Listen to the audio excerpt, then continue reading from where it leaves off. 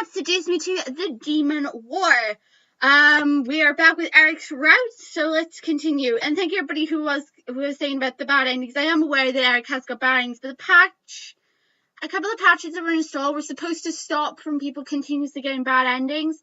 I am aware some of the boys do have really bad ending. We are going to go through it. We're going to try to get the good end first, then we're going to go for like the bad endings with them. And try and get all the CGs. So we're going for the good ending at the moment. No clue how this is going to turn out though. Fingers crossed we get the good ending. I barely noticed as Eric finally entered the room. How do you barely notice that? Seriously, how do you barely notice that? What is wrong with you? And was he in the shower again or something? Because he seems to lose his top a lot. I'm not complaining, but why are all the guys losing tops lately? Whew. He slowly entered, most likely cautious from what had happened that morning. As memory of what had happened appeared in my mind, I couldn't help but frown. I had attacked him. The spirit was trying to make me hit the man I loved, and I couldn't have felt more shame for falling for its tricks. I looked up at Eric with sad eyes, surprising him as he closed the door and last behind him and walked to join me on the bed. Eric, I'm sorry. Love, it's all right. Eric wrapped his arms around me and nuzzled my head. I closed my eyes and relaxed into his embrace, feeling him gently drain me of energy. I didn't fight back. I felt no reason to. I know it's not your fault. I'm so thankful that you are so understanding. But I still almost hurt you this morning. My guilt consumed me as I buried my face into Eric's chest. Eric in reply ran his hand over my head and held me close. I was upset, and I had every reason to be. I could only hope this spirit would be taken out soon. The morning was filled with concern as Diana had gathered us into the war room urgently. Apparently she found a way to expel the spirit from my body. Please don't let us die. Please don't let us die. Please don't let us die. Are you sure this will work? Please tell me there'll be no repercussions. Please tell me there'll be no repercussions. Indeed, this ritual is highly dangerous. God damn it! But it should permanently sever the ties the spirit has on her body. Which spirit now? Not her spirit? The spirit? Not her, right? What do you need for this ritual? Is there a way to make it not as dangerous? I've already looked into finding a safer method.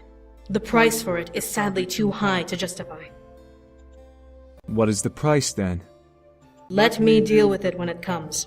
For now, we must prepare. Training today will be unnecessary. We need to prepare everything, and it will take a good majority of the day.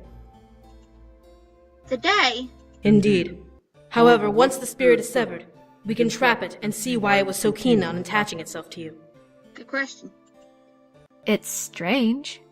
Why would a demon spirit pick a human to latch itself onto?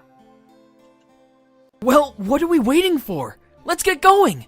Also, I am curious as to why it is so nice to Diana, yet it is not like the Demon Lord. I still want to lean more towards Orabelle, but that's probably a big stretch. What do we need to do? You all need to be here in case something goes awry. As for you... Diana looked to me and gestured to the table, which was clearly saved for a small pillow. Lie down, and I'll prepare the rest. Oh, yay! We're gonna do a type of like exorcism thing. This is gonna go so well. Not really. I nodded and walked to the table. Eric, being the gentleman he was, helped me up onto the surface. I gently leaned back and got comfortable, shifting the pillow beneath my head. Oh, okay. She will lock herself within her mind and speak to the spirit. If the spirit is angered enough, it will take over the body. Basically, we're going to force the spirit to gain complete control of her body. I instantly sat up as everyone else turned towards Diana in shock. I'm with her. What? What? Full control? And why would we want that? Diana pressed her lips together, seeing the sudden flare of anxious anger around her before she turned to me. Once the spirit has full control, then I will perform a spell that will rip it from your body, leaving it open for possession. Being that your soul will still be in the body, you'll regain full control after the fact. Wait, so what happens if you accidentally pull her soul out? That's what I want to know. I won't be there anymore. That's what makes this spell dangerous. It takes a large amount of energy and will only work if everything goes smoothly. I won't know for sure whose soul I'll be pulling until you wake up. You're not even sure it'll work. Oh, yay! Goody gumdrops, this is so reassuring. It didn't ease my worries. Diana glared at Damien, who simply gave a cold stare back. I would not suggest reading my mind again, bastard son. Hey, don't be mean to him. I don't care. Don't be nasty to him. He's still the little one. Be respectful, Diana. And technically, in all honesty, he had a right to. You were clearly acting a bit off then. Damien, ignore Diana. And Diana, Isaiah, calm down. Don't call him names. I don't care. I know that we're guests here, but do not call him that. It's not nice. Now's not the time to bicker. We need to make sure this goes smoothly. If it goes wrong, the spirit could absorb her soul. Oh! What? Yeah, I'm with Eric. What? I suddenly froze in place. The spirit could absorb me? What do you mean? It means you go poof, sweetie. Diana sighed and crossed her arms, pressing her lips together once again. However, her eyes made it clear that she believed this ritual would work. The spirit within you is a very powerful being, despite it being a child. It is a demon, but we don't know what kind of demon it is, so we have to assume that it is the worst kind. A soul eater. A soul eater? A very rare breed of demon who feeds on both energy and souls. It doesn't matter what kind of soul it is, as long as it's a soul, it's edible. They're only as powerful as the souls they absorb, which makes them the worst kind of demon. But didn't they die out long ago? As I said, we don't know if it is one or not, but we have to assume that it is for safety. Diana glared daggers into my soul as if she was trying to glare at the spirit within me instead. Or maybe she wished to intensify fear into me. I couldn't tell. It will offer you power, but if you take it, then it will absorb your soul in exchange. The wording of its offer will grant the demon full power over your body, making it the owner.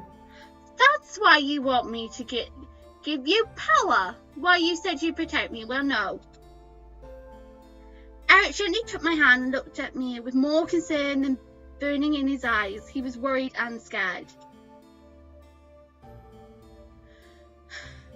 Oh, God. Oh, good golly gravy, gosh darn it, non-tarnation! Okay, well, we gotta comfort him. I'm not leaving Eric like that when we're like this. No way, no, I refuse. Comfort him. I gently caressed his cheek. I needed to not only comfort myself, but I needed to show Eric that everything would be alright. Surely there were doubts about this, the whole ordeal, but I needed to do this. Doubts? Sweetie, there's a lot of doubts. 100%. Millions of doubts. Terrifying doubts. Okay. Eric gently held my hand and kissed her on my ankle, slowly calming down. It would be alright. Oh, please let this be alright. I had to mentally prepare. I closed my eyes and took a few breaths before looking to Diana. I'm ready. I'm not ready! Diana nodded as I slowly leaned back and relaxed once again on the table. Eric held my hand, waiting to be told to let go. Surprisingly, Diana didn't request it of him. Keep holding her hand. If something happens, you must get into her mind and aid her. Eric nodded, as did I. Diana hovered a hand over my face, my gaze pinned onto her palm. What was she doing? Close your eyes and sleep. This will seem like moments for you, but it will be hours for us. I nodded and closed my eyes. Almost as soon as I closed my eyes, some sort of energy began to take hold of me. Was this Diana's doing, or the spirits? My nerves began to tingle and my body felt light as a feather. Energy abated and flowed through my body, and I felt like I was falling through water. The space around me came thick with calm and almost emptiness.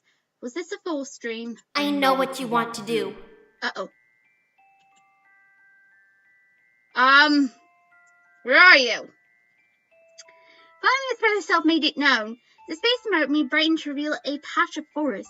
The image of my surroundings flickered and swayed slightly, reminding me that this was only illusion in my head. In the center of the space, however, appeared the spirit in its orb shape. Would I ever see what the spirit actually looked like? I finally walked over and stood before the spirit. We're doing this so you can get out of my body. But what if I don't want to leave? I'm sorry, sweetie, you're gonna have to leave. It's one spirit per body. I suddenly became afraid. The spirit didn't want to leave. The air became cold as the spirit bopped up and down in place casually. In here, I'm safe from the evil man. He can't find me here, and he can't hurt me. I can assure you, he can definitely find you here, sweetie. He will go...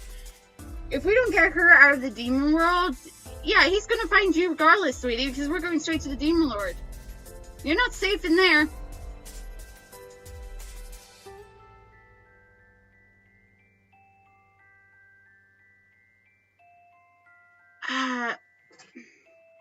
This is going to be... Oh, tarnation! Okay, calm down. Nobody panic. I'm not panicking. Okay, I can do this. Okay, I don't know. Alright, but it'll hurt, but I've hurt you too. No, we're not going to say that. But we're going to kill you now, which is true. But you don't belong on my body. Well, you don't belong on my body. The spirit was unfazed by my words, spinning around itself once more. I don't belong anywhere. I don't have a home to go to. But this is my body. The spirit circled around my phone in observation. I can help you, though. I really, really can. I've got to anger the spirit. I'm not listening anymore. No, listen, I can protect you from being hurt. Really. The forest began to... Oh, no. The forest began to quake and suddenly shift to a sight I hadn't seen in a while. My heart suddenly became light as I gazed at the room around me. My room? My dear. Oh, come on! Really, spirit? Really? Suddenly, I felt a pair of arms wrap around me. They felt like snakes, slowly sliding along my body, with one across my chest and the other around my waist. My body both pressed my back tightly against the wall with some familiar body. Are you serious? Is the spirit really go to use this illusion? I felt disgusted by the act, but found no strength to fight back. A head caressed my shoulder and the side of my neck with a tortuously slow touch. My sweet, delicious bride-to-be. You'll spoil a demon such as me. Eric? I can help you fight him off. No. This was an illusion. This was some sort of trick to make me believe in the spirit. I knew it, but the fear within my body became real as Eric's fingers danced over my body. I didn't want this. The warm glow on my chest began to pulsate as a lavender wave of energy pushed against the arms around me. What the? Use my magic! Get him off of you! On its own, the magic in my chest bursted forward, forming a barrier on my body and pushing the illusionary Eric away from me. I barely turned in time to see the image fade like dust blown away by the wind. I never imagined seeing Eric vanish before my eyes, but I became witness to the illusion of it, causing my heart to feel torn. I felt tears collecting my eyes, but my mind became chaotic. What was I doing? Stop it! I knew what was happening. The spirit was trying to show me an example. I wouldn't let it influence me. My scream echoed and shook the room. Princess! The image around me quickly reformed to the forest from before. I watched as Eric appeared from the brush. The spirit quickly moved to be near my side, as Eric glared at the spirit. That's enough! No! I won't do it! Eric glared. This could almost kill. As his enthralled tendrils appeared around him, the spirit began to pulse defensively. Then you leave me no choice. Eric lunged forward and charged at the spirit faster than I'd ever seen him move. The spirit put the large barrier around itself, similar to the barrier it had on me when Cedra tried to spell it. Eric's tendrils and rapid curiosity began to jab and slam themselves in the barrier, attempting to break it. No! I had to stop it. I didn't want the spirit to get hurt, but I didn't want Eric to get hurt either. Stop it! I ran from them, meaning them to stop. The spirit needed to be angry, but not like this. Princess, stay back! I won't do it! No! The barrage continued without mercy. I'm gonna help you! Don't do this! With each strike Eric threw at the spirit, the barrier quaked and pulsed energy. Over and over, the sound of magic clash reverberating through the space we were in, making the imagery around us vibrate. Eric's face had into look of pure determination and anger. He wanted to help me and protect me. But the spirit was still a child. What was he gonna do? He had to take control.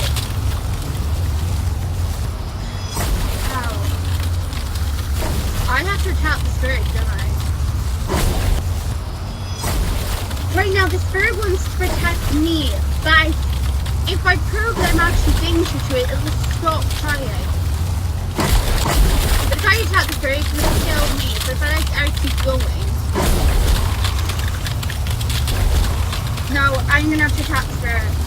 I wouldn't give up, so I have to agitate it as well. If Mika Anderson would make me take control, then that's what I have to do. I charged forward for a minute and fist into the barrage, and my heart burned against my skin. However, I knew that I wasn't truly injured. The Spirit wouldn't dare hurt me like that. What are you doing? I'm sorry. Eric increased the speed of the attack and threw an barrage on the barrier and to break through. As it began to crack and fade each punch, the Spirit started to whimper. No, please. My heart felt like whimpering as well, but enough was enough. I had to fix this. With the final attack, Eric and I landed a blow together, smashing through the barrier and impacting the Spirit. To my surprise, the attack landed against what felt like a glass orb. As the final blow made impact with the Spirit, a rush of bright light engulfed the area.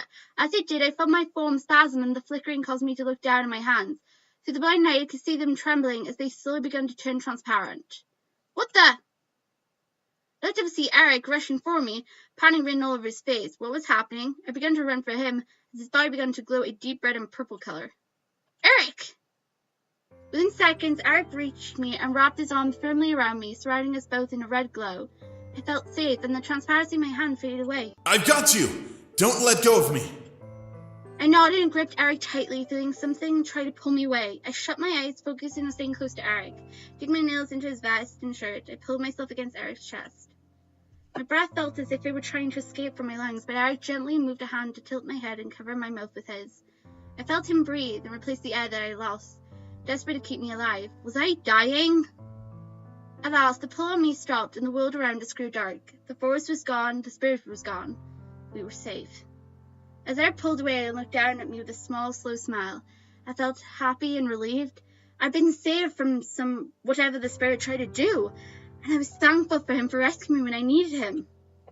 I might have been strong, but being in Eric's arms made me feel stronger. I hope that was the right decision. Eric and I collapsed into each other, closing our eyes and escaping the depths of my mind at last. I wanted to rest a little while longer. I felt my body slowly come back to life as I awakened as if from a dream. My eyes were blinded by the light of the room, but slowly adjusted so that I could see everyone staring at me in relief. She did it. They did. Oh my stars and garters. I'm sorry. Garters? Oh. What about the Spirit? I slowly sat up, rubbing my head and looking around. From everyone's faces, no one had rested. How long had we been out? As I thought of Eric, I looked to my side to see him slowly rise from his sleep as well, still holding my hand. I smiled, remembering how he'd sat by my bedside the day Diana came for him. Nostalgia hit me hard as I pulled Eric gently to me and wrapped my arms around him. Love? I'm here, Eric. My heart felt like singing 1,000 songs. This was all too amazing. And I was as joyful as could be. There was no hint of the Spirit left within my body, and I could tell that everything was all right now. I am free to show Eric how much I loved him. Or the Spirit. I wrapped his arms around me and buried his face in my neck, relieved as well. I'm so happy. So am I. I thought we were gonna die. Me too. I ignored the giggles and sighs around us. All I cared about was Eric in that moment. Diana, however, wasn't so subtle in wanting to interrupt our moment. Eric and I looked over at Diana, seeing her exhausted expression. From her eyes, I could tell she'd spent a lot of energy, and I was responsible for that. Glad to see that it worked, and that you two are okay. Now, if you'll excuse me, I must rest. Diana said nothing more as she turned to leave the room. I stopped her. Diana? Thank you. Thank you so much. You're welcome. With that, Diana and the other rebel ladies left the room, leaving the Incubi and their wives with us. Still, we should take some time to do some last-minute training and preparations before heading to bed. We leave first thing in the morning. What about the Spirit?